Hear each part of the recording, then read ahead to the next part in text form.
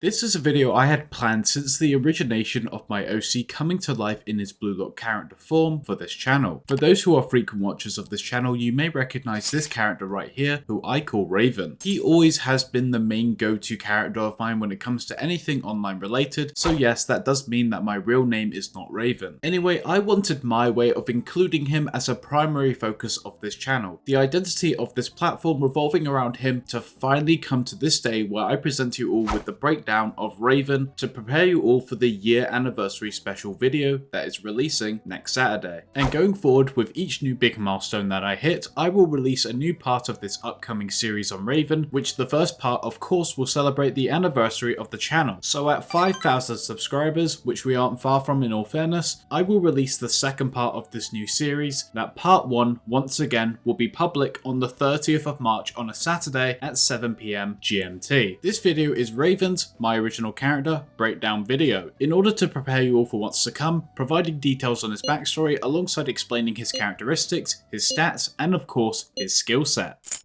Our story begins in Japan, of course, at a non-specific city location. The life of Ravin unfolds, having moved from his birthplace of England to Japan at only the age of 10. Before leaving the UK, relatives of his provided him a parting gift to never forget his heritage and what England culture is primarily all about. Ravin was given a football. Due to his English background, he never once referred to the sport as soccer. It was always football to him, and this of course was a confusing aspect to kids his age who didn't understand the reason behind this choice over the other more commonly used name for football in Japan being soccer. Since Ravin was given such a thoughtful parting gift, he vowed to never forget that heritage and would seek to improve in every way possible. So time after school was either put towards playing video games, reading manga, and most frequently, playing football. Because out of all of his hobbies, football especially had a different kind of enjoyment for him. He actually craved the challenge of someone who could rival him, knowing that aspect could only make him stronger. Upon going to middle school in Japan, he began playing for his middle school football team, with his mother and father signing him up for it by Ravin's personal request. He played in matches against other schools, and at first, it was enjoyable and interesting. However, over time he realized the genetic advantages he had over his peers and opponents far exceeded players his age, and due to that unfortunate reality, he began to feel a massive sense of boredom. He held on to the hope that it could change when he reached high school, but it never did. Ravin played so well, in fact, he was the only needed forward for his high school team, and without a notable challenge from his peers or any opposing high school team in his living area, his spirit was diminished bit by bit. Ravin thought on a few occasions about quitting his high school football team, but then would that be bringing dishonor to his culture? Maybe he was just too good because he tried too hard. So little by little, he skipped out on training, purposely making his skills less refined over time, and still with those lesser traits, he kept winning, as his core strengths never left him no matter how hard he tried to bury them, but he continued to try and bury them to feel that sense of challenge that professional teams would. Upon arriving home from a high school football qualification match, Ravin saw a letter in his mailbox. He decided to open it and read the contents of the paper, to then realize he had been selected to become a certified athlete and was told to go to the Japan Football Association Union. And that's where we shall end Ravin's backstory for now. With that background context out the way, let's discuss some side details. The person who had selected Ravin to be part of this new project was in fact Henri. Henri, when looking for players, was known for valuing immense talent and skill shown on the surface of players' performances, not realizing the deeper aspects of players' potential. Ravin, by ego standards, would be considered a genius, already knowing his own strong suits and having a grasp on his own motives, alongside being genetically gifted. However, ego acknowledged that Ravin is quite a special case. He was not someone like Nagi who was naturally gifted at football specifically. Ravin instead had committed his life to the sport, belonging from a country where football was a huge part of his culture, and worked to hone his skills. However, Ravin, like I said before, is gifted in the genetic department, being someone with an extremely beneficial physique standing at 6'5", and known for being a springy player. The term springy refers to someone who is always actively ready to move and stays naturally light on their feet. Ego has quite the keen interest in Ravin and congratulates Henri on her find, as he himself wasn't expecting this kind of player to be in Japan, which wouldn't be wrong of him, as expecting someone of Ravin's caliber coming from England to live in Japan in the first place is a genuinely rare instance. Next up, I will provide you all the extra details on Ravin, starting with his very own custom Egoist Bible entry. My original character's full name is Otaku Ravin, Ravin, or Ravin Otaku depending on your language. His age is 18, his height is 6'5", his blood type is O negative, his birthday is on October 23rd, his birthplace is England, his nickname is Beanpole, his zodiac sign is Scorpio, he has a vision of 2.0 in both of his eyes, which is the same as Isagi Yoichi's, his character colour is forest green, his sexuality is pansexual, his dominant foot is right, his foot size is 29.5 centimeters, his motto is "You will never know how to break your limits if you have never wanted to be tested." His family includes his mother and father currently in Japan and a few relatives down in England. His sleeping time is 7 hours, commonly midnight to 7 in the morning. His favourite animal are parrots, as they are amazing with learning and talking. His favourite food is carrot cake. His least favourite food is green beans. Ironic, I know. His favourite manga series is Dragon Ball Z. A widely accessible manga about surpassing limits, of course, is amazing. The age in which he started to play football was around the age of 10 when he first moved to Japan and was given his parting gift. His favourite season is winter. His favourite song is Never Surrender by Evolver. His favourite movie is Karate Kid. His favourite colour is lavender. His favourite actor is Keanu Reeves. He questions that his fetish is even a fetish by saying that looks of determination is what he finds attractive. What he chooses to wash first when he goes into the bath is his armpits. He stated that he's received 2 boxes of Valentine's chocolates, but they are from superficial people. His favourite subjects in school are psychology and PE. His least favourite subject is history. The last time he received presents from Santa was around when he was 9 years old, when he saw his dad sneakily eating the cookies and carrots at night because he couldn't sleep. His hobbies include football, playing games, and reading manga. What he would choose to do with 100 million yen was splurge half of it on his friends and donate the other half to charity. What makes him happy is a mix of cute and cool things, like kittens and katanas. What makes him sad is that when other people are upset with him. His ideal partner is someone much shorter, trusting, and definitely cute with a sweet tooth. What Ravin would do on this last day of Earth is panic like any other ordinary person would. What he considers to be his strengths is that he's tall, inspiring, and hardworking. And finally, what he considers to be his biggest weakness is that he struggles to comprehend when his body is at its limit. And that is all of Ravin's Egoist Bible entry. Now it's time to talk about this image I used of Ravin on the side. This right here is a picture used for Ravin's own created manga cover, which have multiple meanings behind it. Shout out to Aero for doing the line work and the colouring of this image. As you can see, what's unique about Ravin's cover is the rusted chains. The more obvious representation of these chains comes down to time. As you can assume with the numbers on his chains, it represents a clock. And as the numbers count down from 1 to 9, you can clearly see that the chain is getting rusted the higher the number goes. And the swirl of the chains makes it look like a swirl of time. As some of you fans may already know, that represents Ravin's awakened aura, which is of course clocks and time. A more analytical meaning behind the rust is that over time Ravin's skill in football has become more rusty and less polished. The passage of time has led to his downfall of motivation, which in turn makes him a less refined player from not practicing as much due to being bored and not having the appropriate challenge to truly test his full capabilities. So when he is finally provided that challenge, he will work his way up from the rusty presentation of 9 to the shine of number 1, which is the most refined version of himself, which also symbolizes that goal to become the number 1 striker in the world. Keep this information in your mind for the new series, as the context to why his aura is clocks and time will be revealed at some point. Next up is his stats. These will be the stats in which he has at the beginning of the new series. Just a tidbit of information, there's no stats that are currently shown of any blue lockers before entering into the facility, so I'm trying to be as realistic as possible by comparing to hypothetical blue lock stats up to this point. As Ravin specializes as a striker, his highest stats will of course be his offense and shooting stats, both being a 76. His speed stat is currently a 61, his defense stat is currently a 71, his passing stat is a 65, and finally his dribbling stat is a 66. As we all know, there is a more detailed stat sheet out there, but I'll be sure to use that sheet some other time. His overall stat total currently is a 70.